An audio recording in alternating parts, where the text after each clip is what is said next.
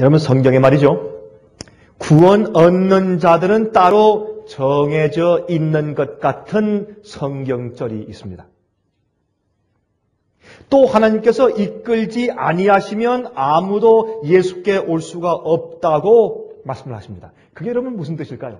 우리가 성경을 연구할 때 어떤 때는 우리가 그 말씀을 가만히 잘 씹어서, 단단한 음식이기 때문에 잘 씹어서 잘 소화하고 섭렵하고 이해해야지 되는 말씀들이 간혹 발견되는 것을 봅니다. 그 중에 하나가 바로 이런 말씀입니다. 하나님께서 어떤 사람은 구원하시고 어떤 사람은 멸망하시려고 따로 정해 놓으셨을까? 그것은 아니죠. 예정설이 아닌 것을 우리가 너무나 잘 압니다. 하나님께서 미리 아시기 때문에 예정설이라고 말합니다. 하나님께서 미리 다 아시기 때문에 그렇게 말씀하시고 그렇게 표현하신 것뿐이지, 하나님께서 미리 그렇게 꼴지어 놓으신 것은 아닌 것을 압니다. 만약 그렇게 하셨다면 하나님께서 무엇 때문에 나가서 복음을 전하겠습니까? 복음은 전도는 무엇 때문에 합니까? 왜 설교를 해야 하며 왜 가르쳐야 합니까? 왜 예수님께 나오라고 초청을 합니까? 그렇죠? 그러므로 이 앞뒤가 맞지 않는 얘기이기 때문에 주님께서 누구는 구원받고 누구는 멸망당하기로 따로 정해 놓으신 것은 아닙니다. 그러나 주님께서 미리 아시죠. 그런데 하나님께서 이끌지 아니하시면 아무도 예수께 나와서 구원받을 수가 없다, 그렇게 말씀하신단 말입니다. 그게 무슨 뜻일까요? 우리 다 같이 요한복음 6장을 좀 펴서 보겠습니다. 요한복음 6장입니다. 6장 35절부터 45절까지 있는 말씀을 제가 읽습니다. 이건 참 귀중한 말씀이에요. 갈릴리에 있었던 위기를 설명하는 장입니다. 예수께서 가라사대 내가 곧 생명의 떡이니 내게 오는 자는 결코 줄이지 아니할 터이요 나를 믿는 자는 영원히 목마르지 아니하리라. 그러나 내가 너희들로 이르기를 너희는 나를 보고도 믿지 아니하는도다 하였느니라. 아버지께서 내게 주시는 자는 다 내게로 올 것이요 내게 오는 자는 내가 결코 내어 쫓지 아니하리라 그랬습니다. 여기에 하나님께서 보내주시는 자만 내게로 올 것이다, 그렇게 예수께서 말씀하셨어요. 내가 하늘로서 내려온 것은 내 뜻을 행하려 함이 아니요 나를 보내신 이의 뜻을 행하려 함이라. 나를 보내신 이의 뜻은 내게 주신 자 중에 내가 하나도 잃어버리지 아니하고 마지막 날에 다시 살리는 이것이니라. 내 아버지의 뜻은 아들을 보고 믿는 자마다 영생을 얻는 이것이니 마지막 날에 내가 이를 다시 살리리라 하시니라. 자기가 하늘로서 내려온 떡이라 하심으로 유대인들이 예수께 대하여 수군거려 가로되 이는 요셉의 아들 예수가 아니냐? 그 부모를 우리가 아는데 제가 지금 어찌하여 하늘로서 내려왔다 하느냐? 예수께서 대답하여 가라사대 너희는 서로 수군거리지 말라. 나를 보내신 아버지께서 이끌지 아니하면 아무라도 내게 올 수 없으니 오는 그를 내가 마지막 날에 다시 살리리라. 선지자의 글에 저희가 다 하나님의 가르침을 받으리라 기록되었은즉 아버지께 듣고 배운 사람마다 내게로 오느니라 그랬습니다. 여러분, 이 말씀을 하신 배경을 먼저 좀 이해해 보도록 하십시다. 그러면 왜 예수님께서 이렇게 말씀하셨는가? 내 아버지께서 내게 보내주신 자만 내게 올 수 있다. 아버지께서 이끌지 아니하시는 자는 내게 올 수가 없다. 이게 무슨 뜻인지 우리 이 말씀을 하신 배경을 좀 이해하면서 살펴보도록 하십니다. 한 번은 예수님께서 말이죠, 갈릴리 호수 디베리아라고 하는 마을 근처에서 많은 병자들을 고치시고 복음을 전하셨습니다. 여러분, 디베리아라고 하는 것은 타이베리아라고 하는 그 마을인데 그것은 로마 나라가 세운 마을입니다. 이 전경이 아주 좋은 갈릴리. 여러분, 갈릴리 제가 호수 가봤지만은 갈릴리 호수는 그렇게 큰 곳은 아니지만 그래도 적은 호수는 아닙니다. 심지어 그 갈릴리 호수 저쪽에 있는 그 끝에 있는 호르몬산, 그 헤르몬산 그쪽에서부터 이 그 계곡 가운데로 흘러 들어오는 지중해에서 오는 강한 바람들 때문에 어떤 때 풍랑이 일어서 파도와 물결이 거세게 일 수 있을 정도의 그 정도의 크기의 호수입니다. 참 또 깊어요. 맑고 거긴 고기들이 많습니다. 그래서 갈릴리에서 고기 잡는 얘기가 많이 나오는 것처럼 갈릴리 바다는 아주 이 깨끗한 그런 호수입니다.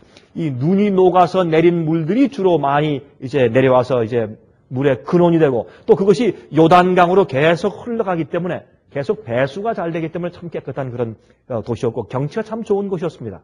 그래서 이 로마 군인들이 거기에 이제 진주하고 있었는데 특별히 저쪽 북서쪽에 가이사랴 지방에 여러분 이 고넬리오도 가이사랴 지방에 있던 백부장 아니었습니까? 그 가이사랴 지방에는 또 특별히 로마 군대들이 주둔하는 그 진이 있었습니다. 또 이 갈릴리 지방에도 그런 로마 군들이 좀 있었고 그래서 로마 군인들이 휴가를 보내기 위해서 갈릴리 지방으로 자주 왔다는 것입니다.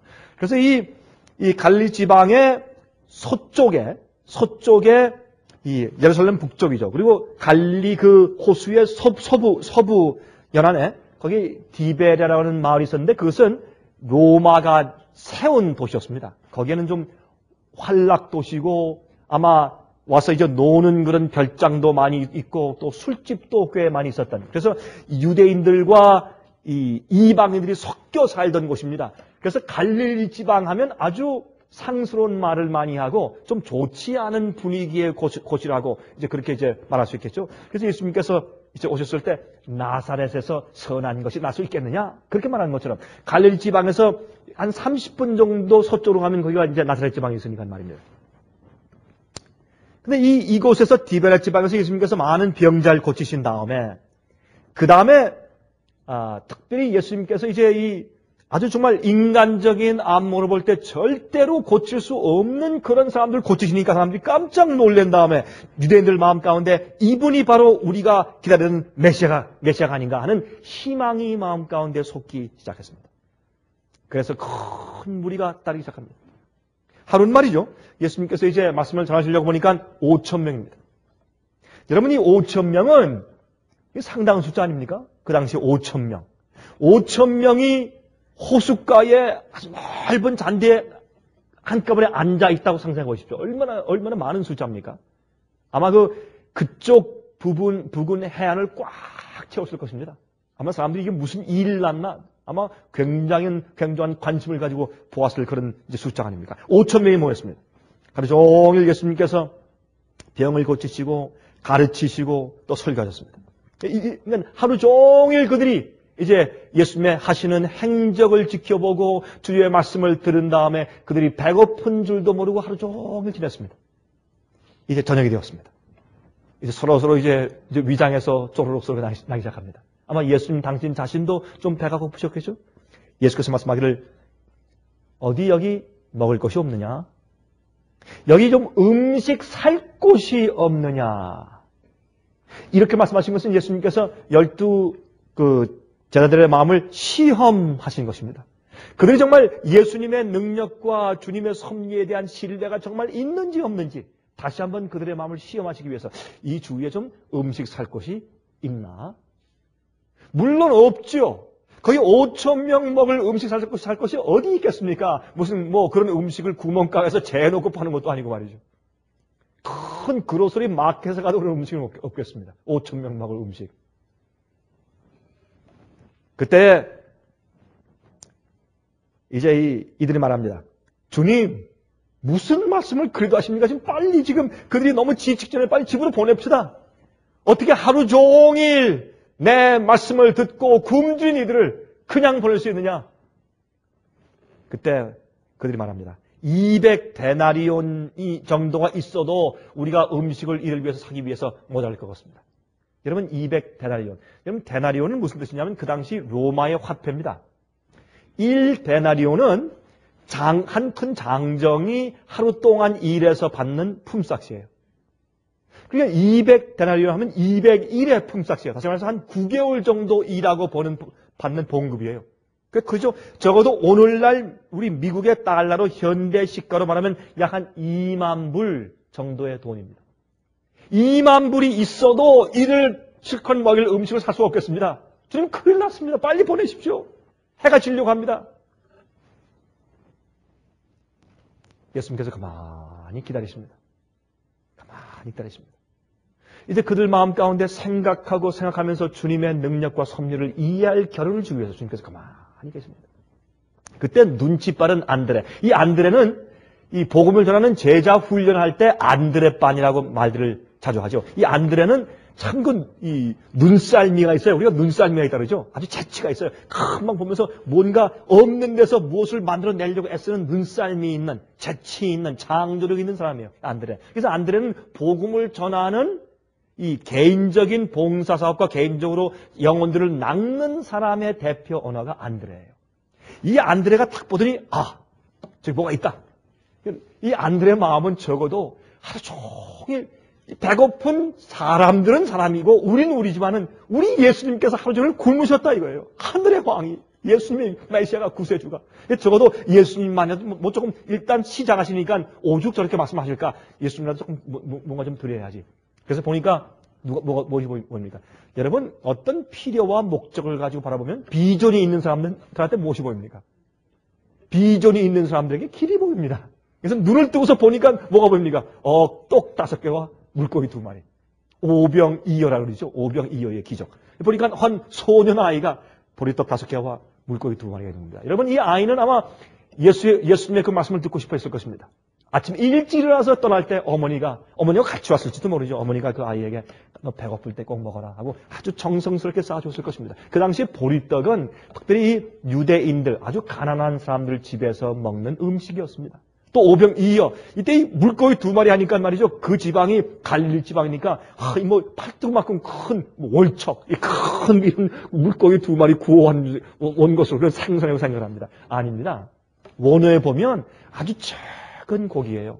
그게 무슨 뜻이냐? 여러분 미국에 보면 아주 조그만 납작한 그런 깡통에 살디라고 해서 살딘.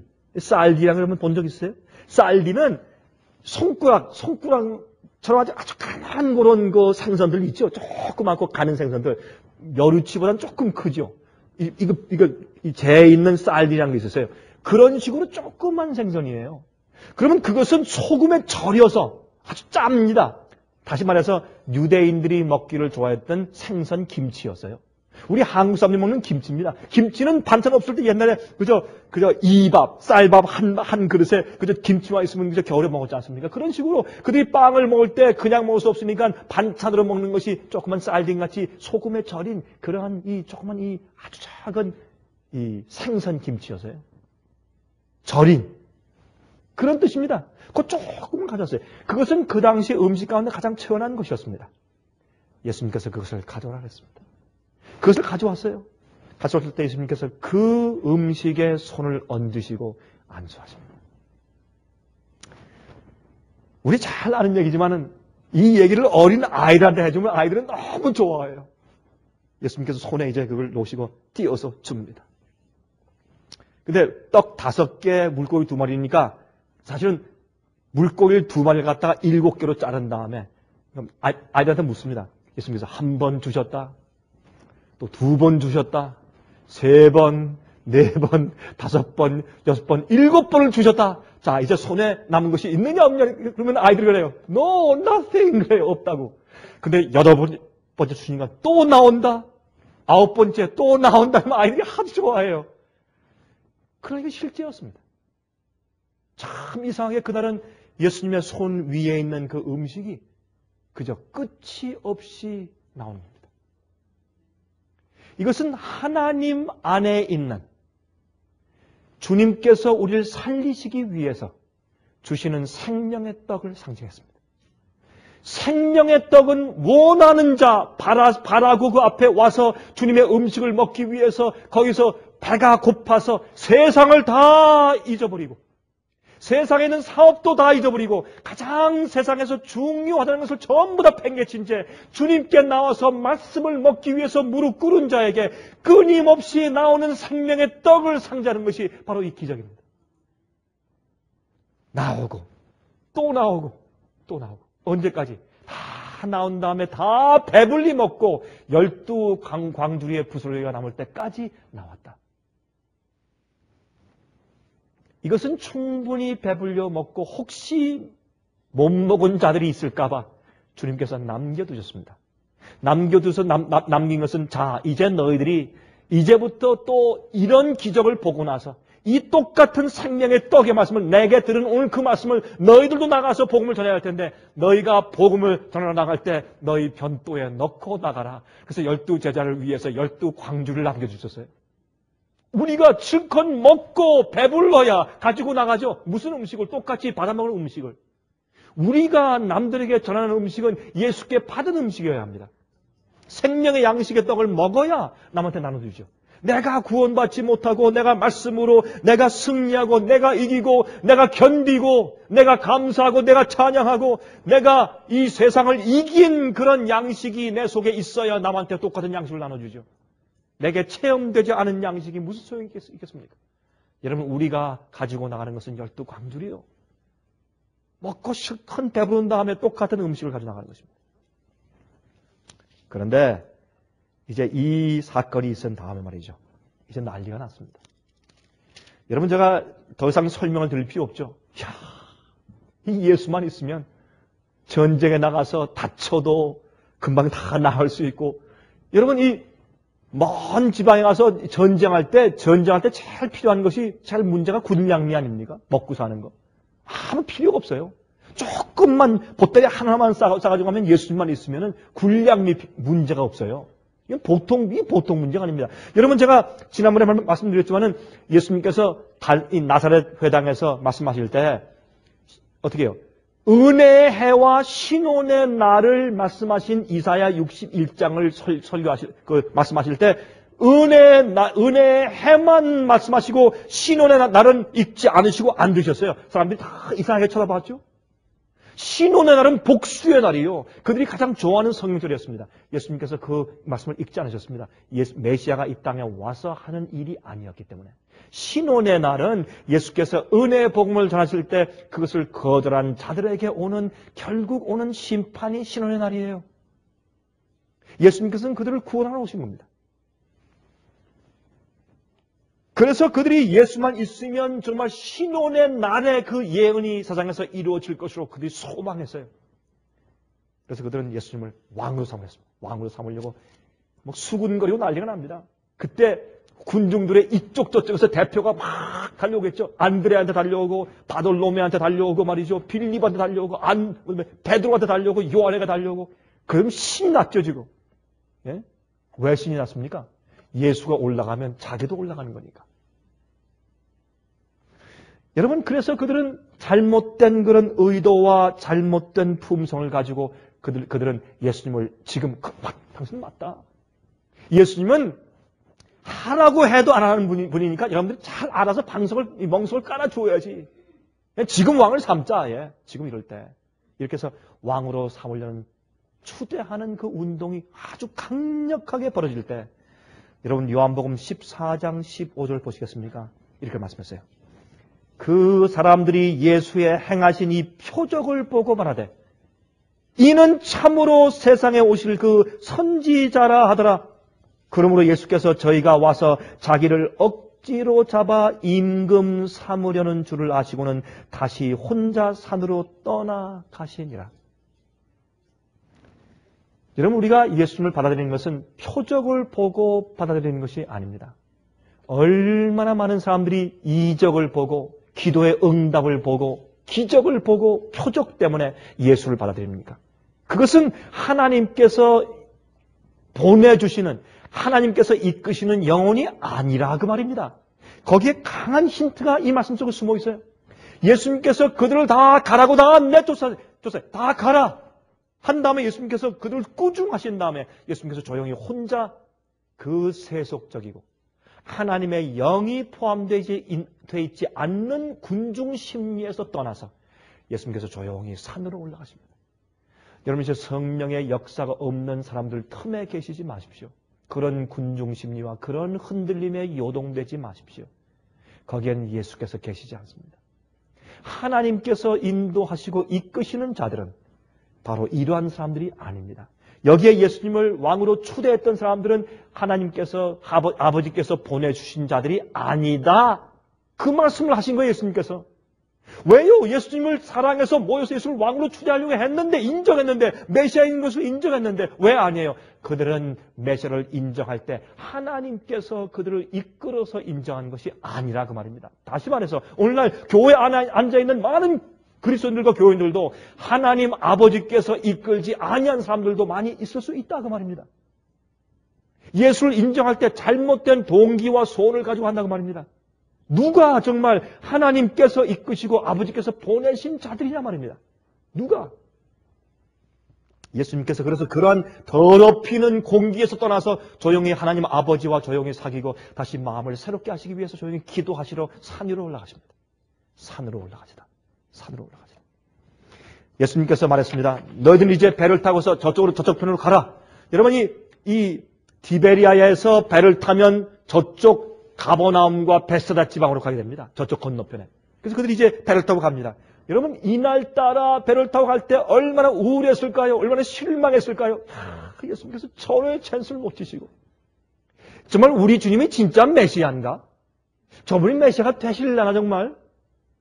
우리가 이 신세 망치는 거 아닌가? 이거 망한 거 아닌가? 예수님 따르다가 잘못 선택한 게 아닌가? 별의별 생각이 다 들어오며 여러분 솔직히 그들의 마음이나 여러분과 저나 똑같죠. 뭐 솔직히. 그렇습니까? 그렇습니까? 가끔 우리 그런 생각 들어가요? 안 들어가요? 나 이렇게 남들보다 특별하게 잘 믿으려고 하다가 내가 망하는 게 아닌가? 아니면 내가 망했나? 심지어 말이죠. 예수님이 부활하신 다음에 7 제자가 어떻게 했어요? 예?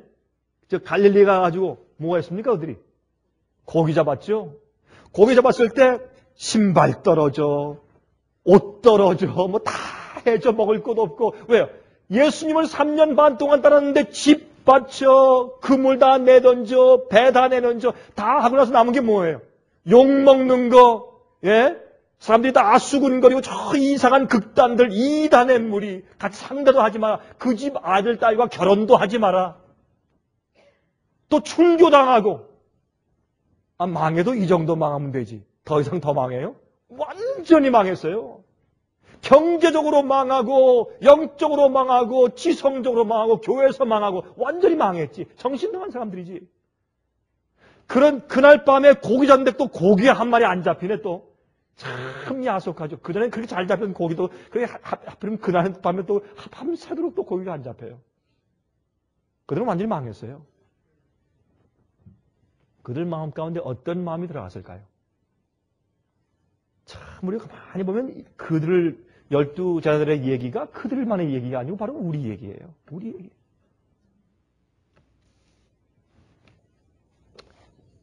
그들이 이제 배를 타고 가는데 이 그들의 영적인 갈등을 상징하기 위해서 무엇이 옵니까? 풍랑이 와요. 마귀가 풍랑을 보내요. 그러니까 지금 이게 뭐예요? 정신적으로, 영적으로, 육신적인 이 고난이 한꺼번에 오는 것이에요. 적어도 우리가 감사한 것은요, 우리 고난은 어떤 때는 정신적으로만 오고, 어떤 때는 경제적으로만 오고, 어떤 때는 육신적으로 아파서 오고, 어떤 때는 영적으로 와요. 근데 이들은 지금 뭐예요? 온갖 가지가 한꺼번에 다 몰린 거예요. 그들은 견딜 수가 없어요, 이제. 근데 감사한 것은 말이죠. 우리가 더 이상 견딜 수가 없는 곳 마지막 지금까지 갔을 때, 그때 예수께서 오세요. 그때 예수께서 오세요. 왜냐하면 우리가 환난과 고난과 어려움과 마귀의 그 시련과 풍랑을 견딜 때 어디까지 견디는가 우리를 훈련시키기 위해서 요만큼 가게 하시고 도와주시고 또 요만큼 가게 하시고 도와주시고 요만큼 가게 점점 그 리밋을 점점 넓히세요. 이만큼을 좀 넓히시다가 맨 마지막에는 정말 끝까지 극한 상황에서까지 한번 넓혀보세요. 주님께서 그렇게 하세요. 우리가 우리 아이들 교육시킬 때 마찬가지 아니에요? 자전거 처음에 배워줄 때 잘한다 조금만 더 가봐 넘어져도 나도 해. 극한 상황까지 가게 해봐요. 참 그들이 영혼이 시련 받을 때 그때 예수님께서 물 위에 걸어오시는데 그들이 너무 낙심하고 절망한 나머지 예수님을 알아보지 못할 정도로 영적인 눈이 어두웠어요. 뭐라 했어요? 귀신이다! 인력이다! 그랬어요. 누구냐? 내니 안심하라. 염려하지 말라. 고요하고 잠잠하라. 어찌 풍랑과 이 자연과 바람까지 그의 음성을 순종하는 것. 깜짝 놀랐어요. 그들 마음 가운데 소망이 또 생겼어요. 그렇죠? 조금 덜 된 인간들은요, 낙심하다가 주님께서 은혜를 주시면요, 또 발딱 일어나서 또 하다가 또 쓰러져서 또 어둠 가운데 있다가 또 도와주시면 또 발딱 일어났다가 또 절망하더라고 그래요. 그래서 우리는 오뚜기예요. 넘어졌다 발딱 일어났다 또 넘어지고, 이거 오뚜기 신앙생활을 대부분이 오뚜기에 제가 볼 때. 대부분이 그래요. 사실 우리가 아무리 잘난 것 같아도 우리는 오뚜기 그리스도인들이에요. 좀 잘하는 거, 마음에 믿음이 충천한 것 같아도 어려움만 오면 그냥 또 넘어져 버려요. 이렇게 하다가 그들이 십자가를 지난 다음에 예수님의 부활을 본다면 달라져요. 그게 우리 경험이 돼야 돼요. 우리도. 자, 예수님이, 근데 말이죠. 이제 사람들 가만히 보니까 디베랴의 배가 한 척밖에 없었어요. 예수님께서 그들에게 타고서 가라. 그러니까 더 이상 갈 배가 없단 말이에요. 예수님 산으로 가셨는데. 사람들이 아무리 디베랴 집에서 찾아봐도 예수님께서 더 이상 내려오지도 않고 없단 말입니다. 이게 참 이상하다. 그래서 그들이 어떻게 해요? 그들이 걸어서 어떤 사람이 또 배를 불러서 태우고서 그들이 가버나움 쪽으로 가서 보니까 예수님이 거기 계신 겁니다. 그래서 사람들이 참 이상해서 이거 어떻게 노릇이냐? 아니면 홍두깨지. 이때 또 체인스예요. 그때 누가 또 했을까요? 베드로가. 분명히 베드로가 했을 거예요, 이것도. 베드로가 어떻게 했을까요? 다 다니면서 예수님이 어떻게 오셨는지 알아? 자랑하느라고 물 위를 걸으셨단 말이야. 물 위에 떴단 말이야. 정말 한국말 떴단 말이야. 예수님이 이걸 떴어요. 물 위에서 걸어왔다. 네? 또 이 말씀으로 풍랑을 잠잠케 하시고, 어젯밤에 바람 많이 부는 거 봤지? 파도 봤지? 이 말 때문에 또 수군거리고 난리가 났습니다. 또 사람들이 와서 뭘 묻습니까? 예수님, 어떻게 언제 여기 오셨나요? 예수께서 물에 걸으신 기적을 다시 한번 직접 예수님의 입술로부터 듣기를 원했어요. 사람들은요, 놀라운 일들을 원해요. 큰 걸 원해요. 멋있는 걸 원해요. 기적을 원해요. 초자연적인 어떤 현상을 원해요. 이게 사람들의 마음이에요. 그러나 하나님은 그렇게 영혼들을 이끌지 않으신다고 말씀하시는 것이 요한복음 6장입니다. 하나님은 그렇게 사람들을 이끌지 않아요. 무엇을 이끌어요? 생명의 떡으로 이끄세요. 그 장이 요한복음 6장이에요. 여러분들도 하나님 아버지께서 우리를 이끄실 때 어떤 방식으로 이끄실 것인가 기대하는 여러분의 기대가 잘못되어 있으면 오늘 고치셔야 돼요. 하나님은 그렇게 이끄시지 않아요. 그런 사람들은 아주 약한 믿음을 가진 사람들이에요. 그런 걸 보고 오는 사람들은 결국엔 떠나요. 이들도 다 떠났어요. 나중엔 말입니다. 여기 보니까 마찬가지입니다. 마찬가지. 왜 예수를 믿느냐 말입니다. 예? 예수님께서 말씀하시는 것은 너희가 나를 따르는 이유는 떡을 먹었기 때문에 따른다고 말이에요. 육신적인 도움을 보았기 때문에 따른다 말입니다. 세상적인 야망과 희망을 기대함으로 따른다 말입니다. 그럼 지금 말씀하시는 거예요. 너희는 나를 따를 때 내 속에 너희에게 영생할 떡이 있기 때문에 따르는 것이 아니라 가라. 왜요? 너희 가려면 그런 사람들이 좀 미리 일찍 가버리는 게 나아요. 왜? 맨 마지막까지 그런 사람이 섞여 있다. 그게 섞인 물이요. 그런 섞인 무리가 남아있다가 맨 마지막에 결국 떠나면은 맨 마지막까지 남아있는 알곡들도 또 흔들리고 고통을 당하기 때문에 그런 자들은 미리 가라. 그것이 요한복음 6장 얘기입니다. 그게 갈릴리의 위기 이야기예요. 사람들은요, 예수를 따르는 자기 나름대로 이유들이 있습니다. 자기의 소망과 자기의 소원들과 자기의 기대들을 가지고 예수를 믿고 따라요. 여기에 문제가 있습니다. 그때 예수님께서 이제 그들이 왜 따라야 할 것을 말씀하시는데 갑자기 이제 말씀 바꾸시면서 나는 하늘에서 내려온 생명의 떡이라. 너희의 조상들은 40년 동안 만날 먹었지만 그들이 죽었지 않느냐? 내가 주는 떡을 먹는 자는 죽지 않는다. 그렇게 말씀하십니다.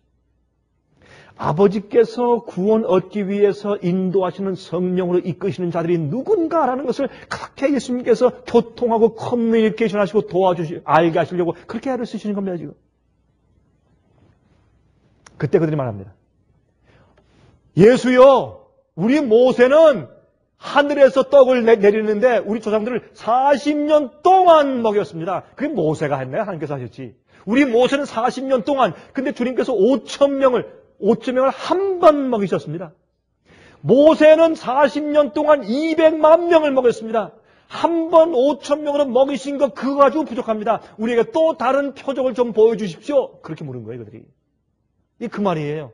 어떤 데 우리가 성경을 읽어보면 성경이 아주 골자만 줄여서 기록되어 있기 때문에 어떤 데는 한 번 읽고서는 이해가 안 돼요. 자꾸 읽어보세요. 그러면 그 뜻이 무슨 뜻인지 이해가 됩니다. 제가 이제 가르칠 때, 저는 학교에서 가르칠 때 그렇게 말합니다. 성경을 연구할 때, 특별히 설교 준비를 할 때는 같은 성경을 자꾸 반복해서 읽어요. 자꾸 반복해서 읽어서 그 성경 속에는 그 말씀의 내용이 무슨 뜻인지 그 성경 자체가 부르짖을 때까지, 소리 지를 때까지 읽어요. 저는 그렇게 강조합니다. 이게 그 말씀이에요.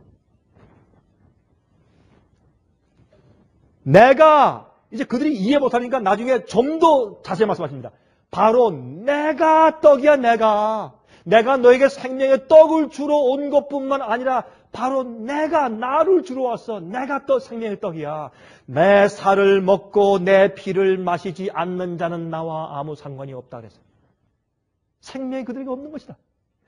그러므로 그들의 기대와 그들의 소원과 동기가 엉뚱한 데 있었기 때문에, 삐딱했기 때문에, 엉뚱한 데 있었기 때문에 예수의 말씀을 이해하지 못했습니다. 그래서 그들이 다 떠나서 다시는 예수와 함께 걷지 아니하더라. 그렇게 성경은 말하고 있어요. 그 다음에 예수님께서 말씀하신 말씀들을 우리가 발견하면 아버지께서 내게 주시는 자는 다 내게로 올 것이요. 또 나를 보내신 아버지께서 이끌지 아니하면 내게 올 수 없으니 말씀하시고 또 아버지께 듣고 배운 사람마다 내게로 올 것이라 그랬습니다. 왜냐하면 예수님께서 말이죠. 구원하시고 인도하시고 가르치는 사람들이 앞으로 오는 세대, 우리 말이에요. 예수님을 직접 손으로 만지고 예수님의 얼굴을 보지 않은 그 후세대 사람들도 똑같이 하나님께 나와서 진리로 구원받을 수 있는 똑같은 방법으로 그 당시도 역사하신 것이에요. 그래야 공평하죠. 아니, 큰 기적을 보여주시고 이렇게 해서 너를 인도하고 이끄셨다라고 해버리면 그럼 우리는 뭐가 돼요? 우리도 그걸 봐야 될 거 아니에요. 우리는 못 보는데 어떻게 우리가 이끌림 받아서 어떻게 진리로 가며 어떻게 예수님께 나아가게 됩니까? 그러므로 우리가 지금 예수님께 나아가서 아버지께 이끌림 받아서 구원받는 그 방법과 똑같은 방법으로 구약 시대도 역사하셨고 또한 예수님께서 이 땅에 사실 때도 역사하셨다 그 말입니다. 그게 우리가 이 큰 원대한 안목에서 볼 때 그렇게 해야 그게 당연한 것이에요. 그러므로 예수께 나오는 동기와 이유가 진리에 있어야 합니다. 우리 마음 가운데 내가 알고 싶은 간절한 진리된 소망이 있어야 돼요. 내 마음속에 의문이 있어야 돼요. 영원한 가치를 가진 영적인 굶주림에 있어야 합니다. 그러므로 하나님의 말씀인 성경의 말씀 속에 있는 진리를 통해서 하나님께 나오게 되어 있습니다. 진리 때문에. 어떤 때 우리가 그렇게 불평합니다. 우리는 예수님께 나갈 수 있는 유일한 방법은 성경 말씀 진리밖에 없다. 옛날도 그랬어요. 예수님께서 말씀으로 아버지께서 이끄셨다고 했습니다. 하나님의 말씀인 성경의 말씀 속에 있는 진리를 통해서만 아버지께 나오게 되어 있었습니다. 진리와 성령의 감동하심으로 이끌림을 받은 자들이 일하여 진짜로 하나님 아버지께서 예수께로 보내주신 자들입니다. 이런 각도에서 볼 때 오늘날 교회 안에서 판치고 있는 이상한 성령 운동들과 가르침이 얼마나 잘못되어 있습니까? 사람들을 미혹하는 얼마나 잘못된 구원의 가르침들입니까? 말씀을 그래서 먹는 자들이 되어야 합니다. 음식을 먹은 자들은 그것이 그들 몸속에 들어가 변화를 일으킵니다. 그리고 그 말씀으로 매일 유지되는 자들이 되어야 합니다. 말씀이 우리 속에 들어오면 세속적인 성질이 하늘의 성질로 바뀌게 되고 예수의 마음이 우리 마음에 들어오지 않습니까? 저는 가끔 우리 아이들에게 그럽니다. 가만히 얼굴 보면서 너 얼굴 보니까 내 몸속에 들어있는 걸 내가 볼 수 있다. 당근, 무, 김치, 배추, 예? 콩, 두부, 뭐 이렇게 얘기하면 아이들이 막 웃어요. 그 사실 아닙니까? 우리가 먹은 대로 나를 이루는 것처럼 주의 말씀을 먹은 대로 내가 되지 않습니까? 주의 말씀은 하늘의 생명의 떡이기 때문에 그 말씀 진리가 내게 들어오면 죽은 육신 속에 하늘의 마음인 예수의 마음이 자라지 않습니까? 내 생각이 바뀌고 의도가 바뀌고 뜻이 바뀌고 동기가 바뀌고 어떻게 우리 거듭나는가? 말씀으로 썩지 않을 주의 말씀으로 거듭나는 것입니다. 말씀이 하늘의 원칙이면 그 원칙으로 우리의 이기적인 원칙으로 대치되는 것이 아니겠습니까? 자, 57절, 58절 보세요. 요한복음 6장 57절, 58절 보시면 살아계신 아버지께서 나를 보내심에 내 아버지로 인하여 사는 것 같이 나를 먹는 그 사람도 나를 인하여 살리라. 이것은 하늘로서 내려온 떡이니 조상들이 먹고도 죽은 그것과 같지 아니하여 이 떡을 먹는 자는 영원히 살리라. 53절 살리는 것은 영이니 육은 무익하니라. 내가 너에게 이른 말이 영이요 생명이라 그랬습니다. 65절, 66절 보세요. 참 슬픈 말이 나옵니다. 또 가라사대 이러므로 전에 너에게 말하기를 내 아버지께서 오게 하여 주지 아니하시면 누구든지 내게 올 수 없다 하노라 하시니라. 이러므로 제자 중에 많이 물러가고 다시 그와 함께 다니지 아니하더라. 다시는 they did not walk with him any longer. 더 이상 예수님과 함께 걷지 아니하니라 그랬어요. 왜요? 그들이 원하는 소원이 예수님께 없는 것을 알았어요. 그래서 갔습니다. 그때 예수님께서 참 얼마나 슬프셨을까요? 예? 돌이켜서 이렇게 말씀하십니다. 여기 보세요. 66절부터 이러므로 제자 중에 많이 물러가고 다시 그와 함께 다니지 아니하더라. 예수께서 12 제자에게 이르시되 너희도 가려느냐? 내가 너에게 너희가 원하는 인간적인 세상적인 너의 소망 기대 채워줄 것이 내게 아무것도 없어. 너희도 가겠느냐? 그때 이 베드로가 참 이때는 베드로가 훌륭해요. 68절에 시몬 베드로가 대답하되 주여 영생의 말씀이 계시니 우리가 네게로 가오리까? 우리가 주는 하나님의 거룩하신 자신 줄 믿고 알았사옵나이다. 영생의 말씀이 주께 있는데 우리가 어디로 가겠습니까? 하나님. 주여 우리 못 갑니다. 다 그들이 가는 것을 볼 때 베드로의 마음이 얼마나 아프고 억장이 무너지고 가슴이 철렁했을까요? 이제 우리 또 망하나 이제? 내가 이렇게 따라다가 정말 망하는구나 라는 생각이 들어왔어도 그는 중심 가운데 이것을 알았습니다. 영생의 말씀이 주님께 있는데 우리가 네게로 가오리까? 다시 말해서 베드로는 적어도 예수님께 하신 것을 가만히 보면서 그는 he got the point.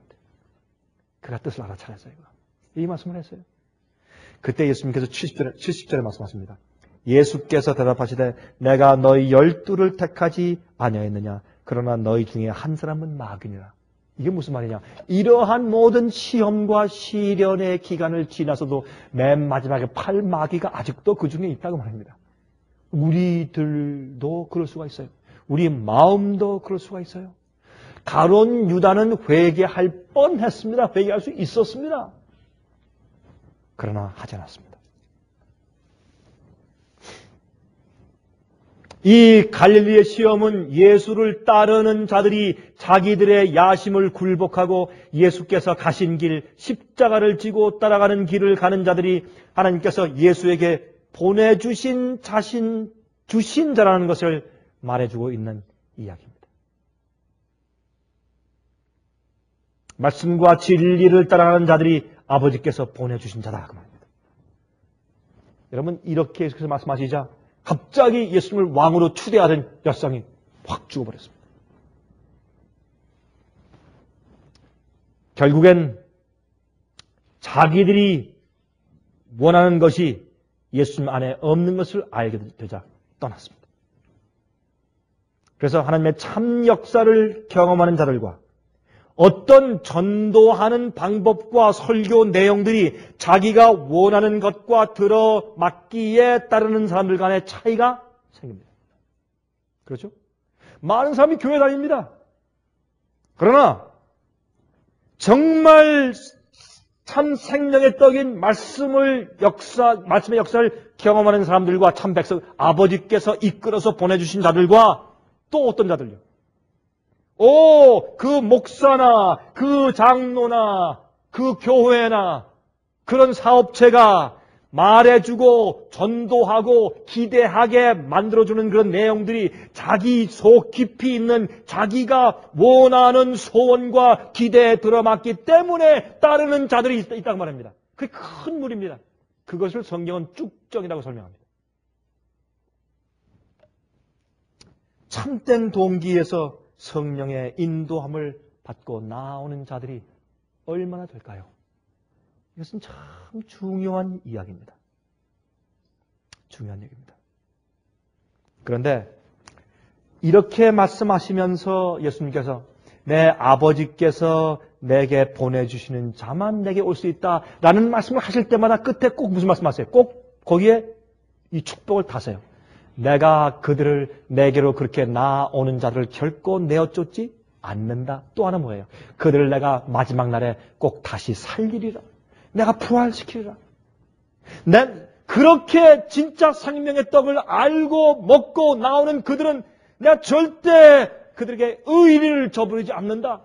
나는 끝까지 그들을 내가 보호한다. 내가 그들을 결국 죽으면서 부활시키고 내가 그들을 영원히 내 집으로 데려갈 것이야. 내가 그들을 구원할 것이다. 나는 절대로 그들을 놓지 않는다.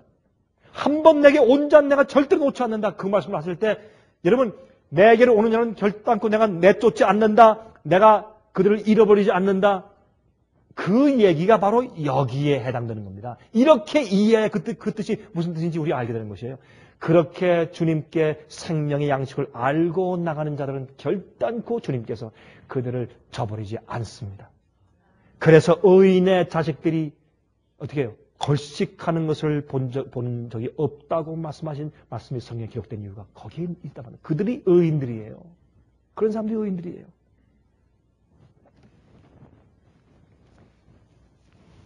여러분 시편 23장을 보시면 뭐가 나옵니까? 무슨 시?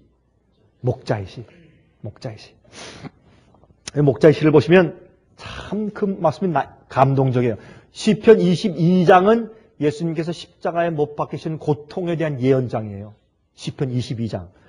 시편 24장은 예수님께서 부활하신 것과 하늘에 올라가면서 문들아 내 머리를 들지어다 영광의 문들아 내 머리를 문을 열지어다 영광의 왕이 들어가시리로다. 그렇게 말씀하지 않습니까? 그래서 그것이 예수님의 부활과 승리에 대한 그 얘기예요. 그러면 시편 23장은 뭐에 대한 얘기일까요? 시편 22장은 예수님의 십자가하고 그 다음에 시편 24장은 예수의 부활과 승리라면 시편 23장은 예수님께서 무덤 속에서 쉬시는 것을 상징하는 장입니다. 하나님 아버님의 뜻대로 살기 위해서 모든 걸 다 드렸습니다.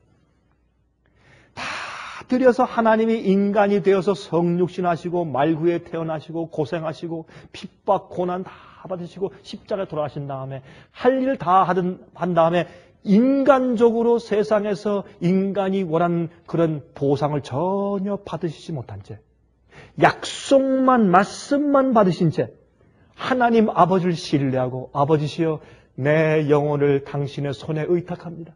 이게 예수의 믿음입니다. 그리고 예수님께서 잠드셨어요. 그리고 무덤에 쉬시는데 왜 쉴 수 있는가?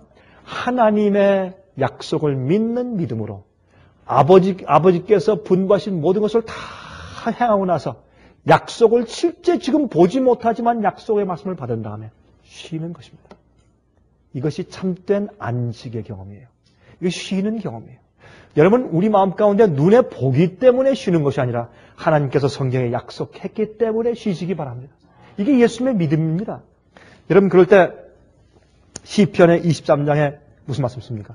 여호와는 나의 목자시니 내가 부족함이 없으리로다. 여러분, 저는 말이죠, 왜 목자라고 했는가 하는 생각을 가끔 좀 해봅니다. 왜 해필이면 목자일까? 여호와는 나의 장군이시니, 그럼 더 좋죠. 여호와는 나의 왕이시니, 훨씬 더 멋있죠. 그런데 이 다윗은 말이죠, 일평생 동안 주님을 따른 경험에 자기 체험을 통해서 하나님을 목자라고 부르길 원해서 그 타이틀을 목자라는 단어를 선택했어요. 여호와는 나의 목자시니, 그런 목자가 누군지 알기 때문에. 목자의 경우는 자기가 해봤거든요. 양을 위해서 어떻게 희생하는지 알거든요. 이 목자는 말이죠, 여러분, 여기에 그가 나를 푸른 초장에 누이시며, 푸른 초장은 유대 지방엔 푸른 초장이 없습니다. 가끔 있어요. 그래서 아침 일찍이 양들을 깨워가지고 이 목자가 어떻게 합니까? 이제 지팡이를 짚고서 앞장서서 쭉 가면 양들이 다 따라옵니다. 왜? 아침을 줄 것이 없으니까 아침 먹을 푸른 초장을 찾아 나서는 겁니다. 그것이 하나님께서 우리 이 세상에 우리 일생을 인도하시는 길이죠. 가만히 보면. 그래서 초장에 누이셔요. 또한 쉴 만한 물가로 인도하십니다. 여러분, 왜 그냥 물가로 먹은 다음에 물을 마시기 위해서 그냥 물가로 인도하신다 그러고 왜 쉴 만한 물가로? 그거는 영어로 still water, 잔잔한 물가입니다. 여러분 아시다시피 여러분이 양들은 흐르는 물을 싫어하죠? 왜냐면 양은 목이 없죠. 이빨은 밑에가 뭐예요? 가슴이거든요. 목이 없어요. 그러니까 삐쭉 내밀 수가 없어요. 우리는 삐쭉 우리 내밀 수 있고 개도 그렇고 사슴도 삐쭉 내미니까 이 입만 집으로 물을 마실 수 있지만 양들은 그렇게 할 수 없습니다. 양들은 물이 흐르는 물을 가서 물을 마실 때 양의 이름 울로 된 모로 된 이제 오바가 혹시 비에 젖으면 얼마나 무겁습니까? 그런 식으로 양이 물을 먹다가 흐르는 물인데 그 물이 살살살살 젖어가지고 목덜미를 적시면 얼마나 무거워요. 그래서 이 다리가 짧은 양들이 이게 무거워지면 말이죠. 젖으면 그냥 코를 물속에 이렇게 콕 박고서 물에 빠져서 익사하는 그런 율이 많다는 겁니다. 그러니까 이 양들이 흐르는 물을 무서워하는 겁니다. 그러니까 물이 흐르는 소리가 나면 양들이 안 가는 겁니다. 그것을 알고서 목자가 가서 거기서 이제 큰 돌들을 다 주워다가 뚝을 쌌습니다. 그래서 이 물이 흐르지 않게 잔잔하게 만듭니다. 그리고 와서 먹으라고 한번 들어가서 먹는 거예요. 물을 마신 다음에 또 길을 가요. 또 점심을 찾기 위해서 푸른 초장을 또 찾아가야 돼요. 사막길을 걸어야 돼요. 참 가시에 찢어지고 참 아주 고달픈 길을 또 가야 합니다. 갈 때 이 목자는 앞에 서서 휘파람을 부르면서 노래를 부르는 것입니다. 그것이 바로 뭐냐면 내 영혼을 소생시키시고 찬송하고 주님의 찬송을 들을 때 우리 영혼이 소생하는 겁니다. 그리고 자기 이름을 위해서 의의 길로 인도해요. 우리가 주 앞에 이렇게 나아가서 주님께 우리 생애를 맡기면 우리의 명예와 우리 삶은 예수님의 이름의 명예예요. 그렇죠? 그다음에 보면 사망의 음침한 골짜기로 다닐지라도 해를 두려워하지 않을 것은 주께서 나와 함께 하심이라. 주의 지팡이와 막대기가 나를 안위하시나이다. 이게 뭐예요? 목자에겐 지팡이가 있고 막대기가 있습니다. 지팡이는 위가 꼬부라진 것이죠. 그것은 뭐에 쓰는 줄 아십니까? 목자가 짚고 다니는 것이 아니에요. 자꾸 곁길로 나가는 이 양들의 뒷다리를 걸어가지고 끌어들이는 거예요. 너 어디 가니? 일로 와. 탁 걸어서 이렇게 끌어당기는 일이 그게 지팡이에요. 그래서 위가 꼬부라져 있는 거예요. 영국 신사가 이게 이 섬에 걸고 다니라고 한 것이 아니라 자꾸 배역하고 자꾸 고집스럽게 나가는 양들을 뒷다리를 걸어서 끌어오는 것이 지팡이에요. 주의 지팡이에 나를 안위하세요. 또 주의 막대기 나를 보호하세요. 막대기는 뭐냐면 큰 이런 막대기 끝에다가 뾰족뾰족한 그런 못 같은 걸 달아놨어요. 아니면 유리 같은 걸 박아놓고. 그건 이제 원수와 싸우는 거예요. 원수와 싸워요. 이리와 싸우고 곰과 싸우고. 양을 보호하기 위해서. 근데 가끔 또 어떤 데 쓰느냐면 양들이 도망가는데 자꾸 곁을 나가요. 양들은 걸을 때 앞을 안 보고 땅만 봐요. 그래서 우리는 다 양 같아서 각기 제 길로 갔더니 우리 땅만 보고 와요. 이 세상 일만 보다가 자꾸 엉뚱한 데로 가버려요. 앞을 볼 줄 몰라요. 양들의 특징은. 근데 이제 도망가는데 갈 때 이 목자가 말이죠. 너 어디 가니? 일로 와라 하고 이제 지팡이로 딱 뒷다리를 걸어서 끄는데 어떤 양들은 자기가 무슨 손주 알고 뒷발질을 해요. 자꾸 뒷발질을 하니까 이제 목자가 한심하거든요. 그러니까 좀 가르쳐주고 좀 혼을 내기 위해서 이 막대기 끝을 갖다 빼죽한 끝을 갖다 그 뒤에 갖다 대요. 그러니 뒷발질을 하니까 얼마나 아파요. 그 빼죽한 건 뒷발질 하니까 울면서 양이 따라오는 거야. 할 수 없이. 그게 우리에게 주시는 시련들이에요. 그게 목자의 시인 시편 23장 얘기, 그게. 그 지팡이와 막대기가 나를 아우리하지 않는다는 거예요. 여러분, 그래서 사도행전 23장입니까? 하여튼, 그것도 21장입니까? 거기 가서 보시면, 아그리빠 왕한테 얘기할 때입니까? 하여튼, 그 사도 바울이 설명할 때 자기의 간증을 할 때 그런 말을 해요. 이 다메섹 도상에 이제 가면서 빛을 발했을 때, 그렇죠? 그때 이제 하늘에서 예수님께서 이런 말씀을 한다고 그렇게 설명했어요. 내가 가시채를 뒷발질하는 것이 고생이니라. 그게 바로 이 막대기를 뒷발질하는 양의 얘기예요, 이게. 일로 와라, 가자. 싫다고 막 뒷발질하는, 고집하는 사울에게 예수님께서 나중에 어떻게 하늘에서 빛으로 그냥 눈멀게 해서 쓰러뜨린 다음에 뭐라고 예수님께서, 얘야, 당신 누구십니까? 하나님 누구십니까? 내가 핍박하는 예수다. 너 가시채고 빼죽빼죽한 거 막대기 끝을 뒷발질하니까 아프지? 그 고생되지? 이젠 돌아와도 돼. 그렇게 하셨다 그 말입니다. 그 얘기예요. 그러니 이렇게 한 다음에 원수의 목전에서 상을 베풀어요. 이게 풀밭이라고 다 가서 먹는 게 아니에요. 독초도 있고 거기에 전갈들도 있고 뱀의 구멍도 있으니까 전갈들 다 골라내고 독초를 다 뽑아내고 뱀의 구멍을 돌로 다 막은 다음에 거기에서 다 준비된 다음에 오라. 그러면 그들이 먹을 때 이리들도 보고 늑대가 보고 곰들이 지켜보는 가운데서 이 목자가 큰 막대기를 들고 딱 서 있는데 누가 감히 와요?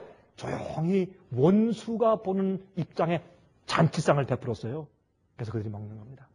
이렇게 하루 종일 경험한 양들이 이제 우리에 돌아왔을 때 100마리 양이 와요. 그러면 예수님께서 말씀하시길 요한복음 10장에 나는 양의 문이라. 옛날에 유대 지방에는 양의 문이 없었어요. 목자가 양의 문이에요. 문 앞에 목자가 앉아서 다리를 쭉 뻗고 같이 이렇게 자유양들하고 이게 이제 지평에 기둥에 이렇게 기대가지고. 그러니까 문이에요. 목자를 지나서 들어가야지 되지, 목자를 지나지 않고 가는 건 다 절도요, 강도예요. 그 뜻이에요, 그 요한복음 10장 얘기가. 그런데 하나하나 양들의 이름을 불러요. 이름을 하나하나 부르면서 양들이, 이름 부르면 양들이 뛰어와요. 자기 이름 부를 때 양들이 하나씩 뛰어올 때 하루 종일 걸을 때 혹시 어디 까지지 않았는가? 다친 데가 없는가? 헌대난 것이 없는가? 가시에 찢어진 데가 없는가? 이렇게 보고서 옆에서 기름을 꺼내가지고 그걸 다 발라주고 툭툭 뚫어서 자기들이 들어가 자라. 한 명씩 하면서 양을 불러서 자기 자식처럼 이름을 알기 때문에 불러서 기름을 다 바르고 치료한 다음에 들여보내는 겁니다. 그러니까 이 양들이 말이죠. 거기서 자면서 저기 쪼그리고 자고 있는 목자를 보면서 이렇게 말하는 것이에요. 그 맨 끝에 6절이에요. 보세요. 5절, 6절. 주께서 내 원수의 목전에서 내게 상을 베푸시고 기름으로 내 머리에 바르셨으니 내 잔이 넘사이다. 나의 평생의 선하심과 인자심이 정녕 나를 따르리니 내가 여호와의 집에 영원히 거하리로다. 나는 절대로 다른 목자한테 안 간다. 나는 절대로 다른 우리 안 갈 거야. 저 목자 집에 있을 거야.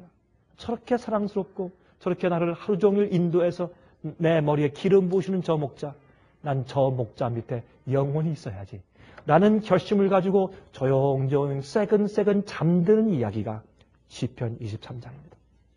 이런 자들이 하나님께서 이끄시는 자들입니다. 하나님께서 보내시는 자들입니다. 여러분은 하나님의, 예수님의 선하심을 맛보아 아십니까? 예수님의 인자하심을 맛보아 아십니까? 예수님의 용서의 은혜를 맛보아 아시나요? 여러분, 시련과 어려움에서 인도하시는 주님을 아십니까? 여러분은 생명의 떡을 매일 주어서 우리 소생시키시는 주님의 그 놀라운 역사를 체험해서 맛보아 아시는지요? 여러분들이시요, 우리 매일 생에 우리가 이 사실을 다시 이제 우리 생각하고 상기하면서 정말로 하나님 아버지의 성령의 이끄시는 힘을 받는 자들 되시기를 간절하게 바랍니다.